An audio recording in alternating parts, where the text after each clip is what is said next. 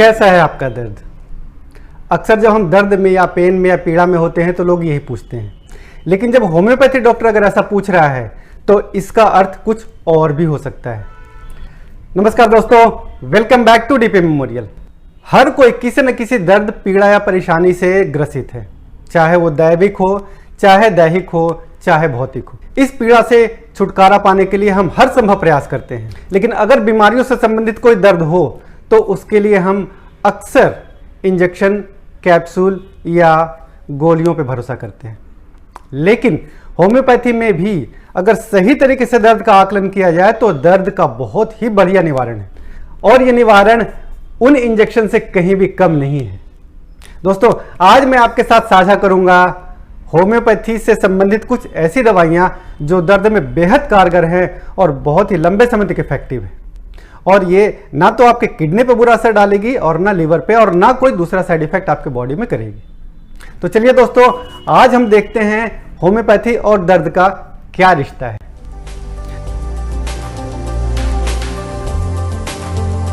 That comes gradually and go gradually, यानी कि वैसा दर्द जो धीरे धीरे शुरू हो, काफी हाई हो और धीरे धीरे ही खत्म हो। इसमें 3 दवाइयां सबसे इफेक्टिव है, प्लेटिना, सिफलिनम और स्टैनम।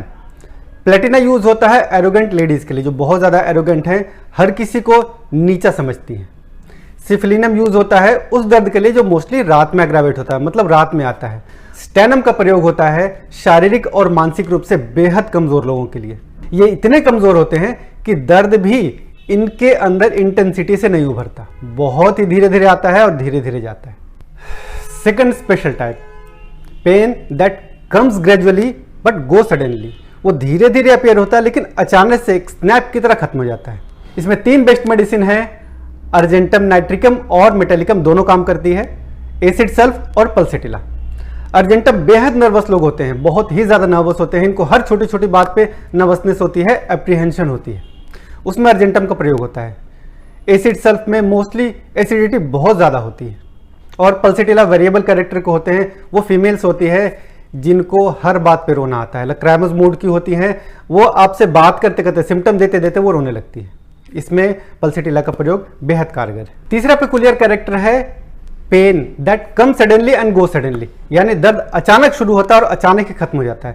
लाइक चुटकियों में दर्द शुरू होता है और चुटकियों में ऐसे खत्म हो जाता, लगता है पता नहीं दर्द कहाँ गया। इनमें जो बेस्ट मेडिसिन है वो है बेलाडोना, कैलिबाइक्रोम और nitric acid. Belladonna acute inflammatory condition में बेहद उपयोगी है। कैलिबाइक्रोम जिन्हें रिकरेंट कफ कोल्ड रहता है, साइनोसाइटिस के पेशेंट होते हैं और थोड़े से ओबीज होते हैं, थोड़ा उनका वजन ज़्यादा होता है। और नाइट्रिक एसिड बेहद कमज़ोर लीन थिन पेशेंट होते हैं लेकिन बेहद गुस्से वाले होते हैं। उनके सारे ही अपीयरेंस, सारे जो फंक्शन होते हैं वो थोड़े से स्लो होते हैं, स्लगिश होते हैं। चौथा, pain that comes suddenly but go gradually, एक ऐसा दर्द जो अचानक शुरू होता है लेकिन जाता धीरे धीरे है। इसमें 2 सबसे अच्छी दवाइयां हैं, हाइपेरिकम और पल्सेटिला। इनफैक्ट पल्सेटिला लगभग हर तरह के दर्द में इस्तेमाल होता है, क्योंकि पल्सेटिला का जो पेन होता है वो वेरिएबल कैरेक्टर होता है। इनफैक्ट इसके सारे सिम्टम, पल्सेटिला का पिकुलियर कैरेक्टर है कि सारे सिम्टम्स इनके वेरी करते हैं, कभी कुछ और बहुत तेजी से ये चेंज होते हैं। Changeability is the key of pulsatilla. Hypericum वहां प्रयोग होता है जहां पे सडन कुछ हुआ, जैसे क्रश इंजरी हुई है। ये मैंने अपने फर्स्ट एड के वीडियो में इसके बारे में बहुत अच्छे से बताया है। कहीं क्रश इंजरी हो, किसी को कुछ पिन चुभ गया हो, तो ये अचानक शुरू होता है दर्द और बहुत लंबे समय तक रहता है। ऐसे में हाइपेरिकम का प्रयोग बेहद कारगर है। अब बात करते हैं कुछ और पिकुलियर तरह के दर्द के बारे में। अगर जहां दर्द हो रहा है वहां प्रेस करें और पेशेंट को डकार आ रही है, यानी pressing painful part causes irritation, ऐसे में बेस्ट मेडिसिन है बोरैक्स। दर्द के बारे में सोचते ही दर्द शुरू हो जाता है, ऐसे में बेस्ट मेडिसिन है ऑक्सैलिक एसिड और मेडोरिनम। दर्द के बारे में सोचते ही दर्द खत्म हो जाए, दर्द फील ना हो, ऐसे में सबसे अच्छी मेडिसिन है कैम्फर। कई बार पेशेंट ऐसे क्लिनिक पे आते हैं, कहते हैं कि सर क्लिनिक पे आते ही मेरी बीमारी बिल्कुल ठीक हो गई। तो ऐसा नहीं है कि क्लिनिक पे आते ही उनकी बीमारी ठीक होती है। ये कैम्फर वाले ग्रुप में आते हैं जो पूरे रास्ते इनका ध्यान रास्तों पे होता है और उस अपनी प्रॉब्लम पे, अपने दर्द पे नहीं होता। क्लिनिक आते के साथ ही उनका ध्यान उनके दर्द पे जाता है और दर्द छूमंतर हो जाता है पूरे रास्ते। जबकि वो सड़कों पे दुकानें देखते आते हैं, उस समय उनको दर्द फील होता रहता है, क्योंकि उनका ध्यान उस दर्द पे, उस सिम्टम पे नहीं होता। लेकिन जैसे ही उनका ध्यान उस सिम्टम पे होता है, उनका दर्द या उनके सिम्टम सडनली वैनिश हो जाते हैं। ऐसे में बेस्ट मेडिसिन है कैम्फर। अगर किसी लड़की को, जो कम उम्र की लड़की है, यंग गर्ल है, उसको पीरियड में बहुत ज़्यादा पेन हो रहा है और दबाने से या सिकाई करने से उसमें आराम हो रहा है, तो इसमें सबसे अच्छी मेडिसिन है मैकफॉस। मैकफॉस को अगर फ्रैक्शनल डोज में दिया जाए तो बेहद इफेक्टिव है। फ्रैक्शनल डोज के बारे में अपने कई वीडियो में पहले भी बता चुका हूँ। यही अगर पेनफुल मेंस्ट्रुएशन यानी अगर पीरियड का दर्द, अगर मासिक का दर्द किसी अधेड़ उम्र की महिला यानी अप्रोचिंग मेनोपॉज में हो, तो उसमें बेस्ट मेडिसिन है psorinum. Biochemic medicine 6x 12x में बेहद अच्छा काम करती है, लेकिन बाकी जो दवाइयां जो मैंने बताई है वो 200 और 1 में ज़्यादा इफेक्टिव है। ये मेरे क्लिनिकल एक्सपीरियंस से मैं कह रहा हूँ। इसी तरह से किडनी स्टोन का पेन, अगर किडनी स्टोन का पेन बहुत ज़्यादा हो रहा हो और ज़ोर से दबाने से या किसी हार्ड ऑब्जेक्ट पे प्रेस करने से या गर्म अप्लाई करने से आराम मिले, तो मैकफॉस सबसे बढ़िया काम करती है। एक और पिकुलियर सिम्टम है जो केस मेरे पास कुछ महीने पहले आया था, मैं उसका एक पिकुलियर सिम्टम शेयर करता हूँ। Pain that come suddenly, last indefinitely and go suddenly, यानी कि दर्द अचानक शुरू होता है, कब तक रहेगा कोई फिक्स नहीं है। वो एक दिन भी रह सकता है, 1 घंटा भी रह सकता है, 1 हफ्ता भी रह सकता है, 1 महीना भी रह सकता है, और फिर अचानक एक स्नैप में खत्म हो जाता है।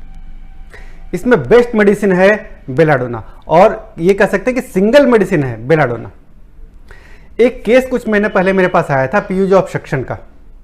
ये बच्चा लगभग 10-11 साल का है और इसका ट्रीटमेंट अभी भी चल रहा है। उसकी इंप्रूवमेंट बहुत अच्छी है। जब उसका पीयूज ऑब्स्ट्रक्शन पूरी तरह से ठीक हो जाएगा तो मैं आपसे शेयर करूंगा। आज मैं शेयर कर रहा हूं उसके पेन के बारे में। उसे पेन होता था और बहुत ज़्यादा पेन होता था, अचानक दर्द उठता था जो मैंने सिम्टम बताया, और कई कई हफ्तों तक दर्द रहता था। कोई भी इंजेक्शन, कोई भी टैबलेट, कोई भी कैप्सूल, कोई भी तरीका उस बच्चे को राहत नहीं देता था। उसकी फैमिली में खुद ही बहुत बड़े बड़े डॉक्टर थे मॉडर्न मेडिसिन के, तो उन्होंने अपने लेवल से हर पॉसिबल डॉक्टर को हर पॉसिबल हॉस्पिटल से ट्रीटमेंट कराया। इवन डॉक्टर के पैनल बैठा, उन्होंने पूरी रिसर्च करी और उनको कोई भी रीज़न नहीं मिला कि बच्चे को इतना पेन क्यों हो रहा और कोई दवाई काम क्यों नहीं कर रही। अल्टीमेटली उन्होंने ये कंक्लूजन निकाला कि ये साइकोटिक डिसऑर्डर है और बच्चा बहाने कर रहा है। उनकी माँ ने जब ये सुना तो उनको बहुत अजीब सा लगा कि ये ट्रीटमेंट नहीं कर पा रहे हैं, तो इन्होंने मेरे बच्चे को ही ब्लेम कर दिया। खैर ये अलग बात है। फिर उन्होंने मेरा वीडियो देखा पीयूज ऑब्स्ट्रक्शन का, वो मेरे पास ट्रीटमेंट कराने के लिए आई। इस सिम्टम के आधार पे, और भी कई सारी दवाइयाँ उनकी चल रही है बच्चे की, लेकिन इस सिम्टम के आधार पे मैंने उसे बेलाडोना 200 दिया। बेलाडोना 200 लेते ही बच्चे को आराम आने शुरू हो गया और 1 हफ्ते बाद उसे कोई पेन नहीं था, लेकिन 1 हफ्ते बाद फिर से पेन शुरू हो गया और वही सडन, और बहुत दिन तक पेन रहा। 3 दिनों तक रहा तो उनसे बर्दाश्त नहीं हुआ, वो क्लिनिक पे लेके आई। मैंने फिर बेलाडोना 200 रिपीट किया फ्रैक्शनल डोज में। फिर उसने कुछ हफ्ते तक दवाई देते के साथ आराम आ जाता था, लेकिन फिर ये पेन परसिस्ट कर रहा था, दोबारा तिबारा आ रहा था। फिर मैंने बेलाडोना 1M दिया।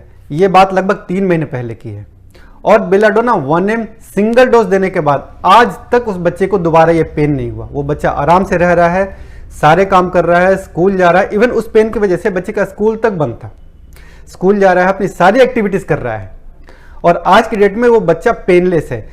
जहां पे बड़े बड़े इंजेक्शन, बड़े बड़े डॉक्टर फेल हो गए, वहां पे होम्योपैथी ने काम किया। ऐसा नहीं कि वो दवाइयां इफेक्टिव नहीं है, वो दवाइयां भी बहुत इफेक्टिव है, लेकिन कभी कभी कुछ ऐसे पिकुलियर पेन, कुछ पिकुलियर सिम्टम्स आ जाते हैं कि किसी की नहीं चलती। बस जरूरत पड़ती है एक फाइन ऑब्जर्वेशन की, एक अच्छे सिलेक्शन मेडिसिन की और एक सही पोटेंसी की। इस तरह से उस बच्चे का पेन बिल्कुल ठीक हो गया। दोस्तों, इस तरह के बहुत सारे पिकुलियर सिम्टम्स होम्योपैथी में होते हैं जो अगर सही तरीके से पकड़ में आ जाएं तो चमत्कारिक रूप से रिलीफ देते हैं। दोस्तों, ऐसे बहुत सारे अच्छे वीडियोस, ऐसे बहुत सारे सिम्टम्स, ऐसे बहुत सारी नॉलेज मैं आपके साथ शेयर करता रहूंगा अपने वीडियो के माध्यम से, अपने यूट्यूब के माध्यम से। तो दोस्तों, आज के लिए बस इतना ही। मैं डॉक्टर अमित गुप्ता बहुत जल्द आऊंगा आपके पास एक नए इन्फॉर्मेटिव वीडियो, एक नए कीवर्ड केस के साथ। तब तक होम्योपैथी के साथ सुरक्षित रहें, स्वस्थ रहें। नमस्कार।